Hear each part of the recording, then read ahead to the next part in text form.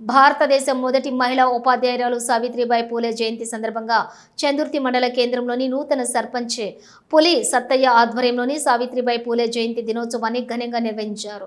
ఈ సందర్భంగా సావిత్రిబాయి పూలేకు చందుర్తి మండలానికి చెందిన నాయకులు, గ్రామ ప్రజలు ఘనంగా పుష్పాలతో నివాళులు అర్పించారు. అనంతరం సర్పంచ్ పులి సత్యం మాట్లాడుతూ అణగారిన వర్గాల కోసం వారి జీవిత భాగస్వామి జ్యోతి బాపులేతో కలిసి సమాజంలోని కులభూతం అసమానతలపైన నిరంతరం పోరాటం చేశారని పేర్కొన్నారు. ఈ కార్యక్రమంలో ఉప సర్పంచ్ బత్తుల క్రాంతి, కాంగ్రెస్ పార్టీ మండల అధ్యక్షులు చింతపంటి రామస్వామి, జిల్లా ప్రధాన కార్యదర్శి గొట్టె ప్రభాకర్, మార్కెట్ కమిటీ డైరెక్టర్లు మర్రి కృష్ణ, నాగుల శంకర్, నాయకులు దారం రామచంద్రం, చిలుక భూమేషు, పులిచే అంజయ్య, దెబ్బటి వెంకటేశం తదితరులు పాల్గొన్నారు. జోహార్ సావిత్రిబాయి పూలే, జోహార్ జోహార్, జోహార్ సావిత్రిబాయి పూలే, జోహార్ జోహార్, సాధిద్దాం సాధిద్దాం.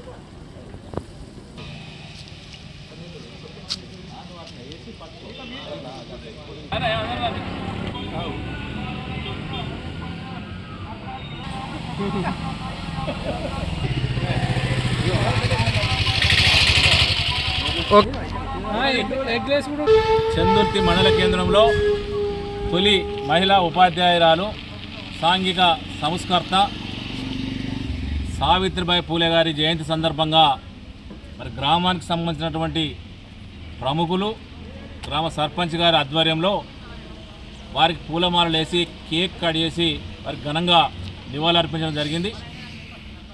సావిత్రిబాయి పూలే జీవిత చరిత్ర భారతదేశంలో ఉన్నటువంటి ప్రతి మహిళ ఆచరించవలసినటువంటి అవసరం ఉందని సందర్భంగా తెలియజేస్తూ 1831 సంవత్సరంలో మహారాష్ట్రలో జన్మించినటువంటి సావిత్రిబాయి పూలే తన 9వ ఏట మహాత్మా జ్యోతిరావు పూలే గారిని వివాహం ఆడిన తర్వాత మరి అప్పుడున్నటువంటి కాల పరిస్థితులలో మరి మనవాదం బలంగా అమలుపరుస్తున్నటువంటి సందర్భంలో శూద్రులు, అతిశూద్రులు, మహిళలకు విద్య నిరాకరించినటువంటి సందర్భంలో తన భర్త అడుగుజాడల్లో నడిచి ఆమె విద్యావంతురాలై మరి సమాజం ఈ నిరంకుశ పరిస్థితుల నుంచి విముక్తి పొందాలంటే విద్య ఒకటే మార్గమని భావించి మరి ఆ రోజు మొట్టమొదటగా మహిళలకు పాఠశాల ఏర్పాటు చేసినటువంటి ఒక దార్శనికురాలు.